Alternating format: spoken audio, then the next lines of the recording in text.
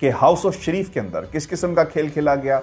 ये हमारे लीडर्स नहीं हो सकते, ये ठग हो सकते हैं, ये मक्कार हो सकते हैं, ये बहरूपी हो सकते हैं। ये बात सब जानते हैं कि दुनिया का कोई भी बड़े से बड़ा फिल्म मेकर भी अगर एक सीन 1000 बार भी बनाए तो ये सब सीन 1000 बार एक दूसरे से मुख्तलिफ होंगे। जबकि साकिब निसार की तकरीर के अल्फाज और जाली क्लिप में इस्तेमाल किए गए अल्फाज की पिच, दुरानिया और लहजा सुनकर ऑडियो के जाली होने में कोई शक नहीं रहता। लेकिन सारा ड्रामा एक्सपोज होने के बावजूद नून लीग के सहाफियों के बयान देखें। ऑडियो को जारी करने वाले अहमद नूरानी ने अपने ट्वीट में लिखा, किसी भी ताज़ा बयान में बोले गए मुख्तलिफ अल्फाज को माजी के बयानात में ढूंढा जा सकता है। चंद रोज पहले राना शमीम की झूठी स्टोरी पर बुरी तरह एक्सपोज होने वाले अंसार अब्बासी ने लिखा, साकिब निसार के मुतल्लक मुबैना ऑडियो के बारे में समा न्यूज की तहकीक ने मामले को मजीद गंभीर बना दिया है। कौन सच बोल रहा है, कौन झूठ, इसका फैसला सिर्फ और सिर्फ आजाद इंक्वायरी के जरिए ही होगा। इस पर मोहित पीरजादा ने अहमद नूरानी को जवाब दिया, समा टीवी की जांच से सिर्फ एक बात साबित होती है, वो ये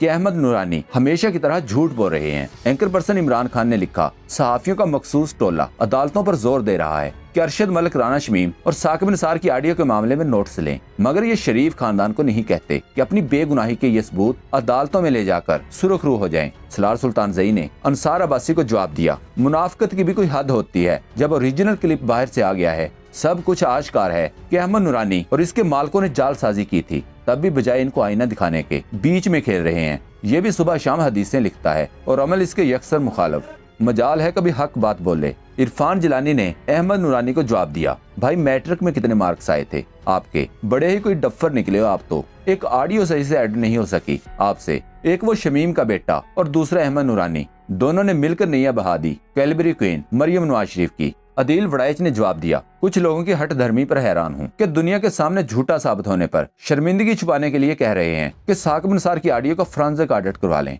अहमद नूरानी तो कुछ भी नहीं, इससे भी बड़े बड़े हीरे नून लीग में छुपे बैठे हैं। नून लीगी सहाफी वजाहत मसूद की भी सुन लें, इस पर किसी तबसरे की भी जरूरत नहीं। लिखा, साकिब निसार खिताब के दौरान वही बातें कर रहे हैं जो मुबैना ऑडियो में सुनाई दे रही हैं। सवाल ये है कि अगर साकिब निसार ने ये सब कहा तो ऑडियो की सदाकत तो साबित हो जाती है ना। फयाज राजा ने इस सहाफी को जवाब दिया, कुछ लोग इन साहब को भी दानिश्वर समझते हैं और ये खुद को सहाफी भी कहते हैं। ओ मेरे खुदाया, बेशक कौमों का सवाल यही है कि नीम पढ़े लिखे बड़े बड़े दानिश्वर समझे जाते हैं। कोई इस बंदे को आसान अल्फाज में समझाए कि दोनों ऑडियोज में क्या फर्क है। अहमद नदीम ने लिखा, सारे के सारे लिफाफे मिलकर एक बहुत ही थर्ड क्लास ऑडियो पर भी कमीशन बनाने पर इत्तेफाक कर रहे हैं, लेकिन ये बात खुद भी समझ नहीं पा रहे कि कमीशन तो सोशल मीडिया पर बैठ भी चुका है, इसने सब कच्चा चट्टा खोल भी दिया है, पता नहीं इन्हें क्यों समझ नहीं आ रही। अनवर लोधी ने लिखा, साकिब निसार की ऑडियो पर समा टीवी की जज्बाती वीडियो देखकर भी जो सहाफी इस वक्त खुलकर झूठ को झूठ नहीं कह रहे, वो मुनाफिक हैं। सच बोलने का मौका आए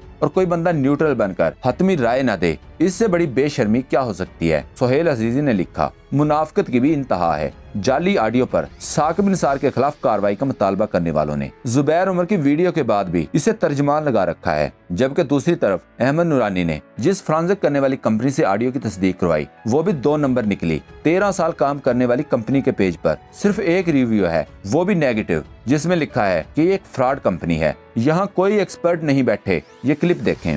गैरेट डिस्कवरी जो यूएस की फर्म है, और जब उनसे रब्ता किया तो उन्होंने बात करने से इनकार कर दिया। उन्होंने कहा जी आपने किया क्या, कैसे काम किया, बंदा ही छुट्टी पे जिसने काम किया था, यानी बंदे ने काम लिया, बंदा छुट्टी पे, अब वो बंदा मौजूद नहीं है, ना बंदा होगा ना बंदे से बात करवाएंगे। हालांकि ऐसी चीजें जो लोग करते हैं वो बड़ा खुल के अपना मौके बताते हैं कि जनाब हमने ये किया है, ये 100% ठीक है, जहां चैलेंज करना आप जाकर करें।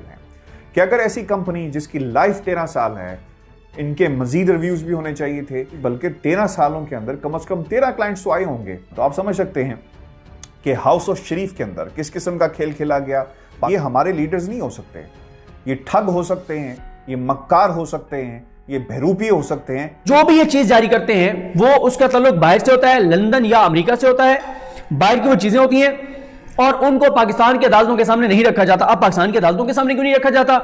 ज़ाहिर बात जेरा होगी, वहां पे अगर वो चीज झूठी साबित हो जाएगी तो केस बनेगा, गिरफ्तारियां होंगी, उल्टा पड़ जाएगा। इमरान राजा ने लिखा, पाकिस्तानी सहाफियों और एंकर्स की अक्सरियत ने ग्रीड डिस्कवरीज की पेशा वराना महारत से मुतासर होकर इन पर मुकम्मल ईमान लाने का फैसला किया है और अपने अपने बर्थ सर्टिफिकेट फ्रांसिक के लिए भिजवा दिए हैं। जबकि मरियम नवाज की लीक होने वाली ऑडियो पर सब लिफाफे अभी तक खामोश हैं। ये क्लिप देखें।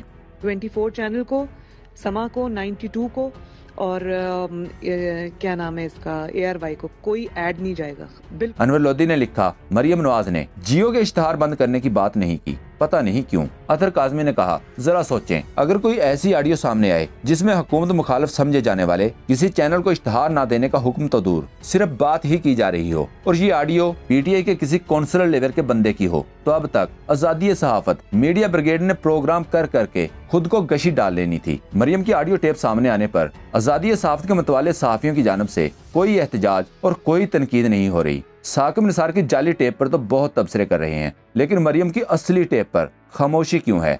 दोस्तों, पाक ट्यूब 24 को सब्सक्राइब करना ना भूलें, लाइक करें, शेयर करें और कमेंट सेक्शन में अपनी राय का इजहार जरूर करें। शुक्रिया।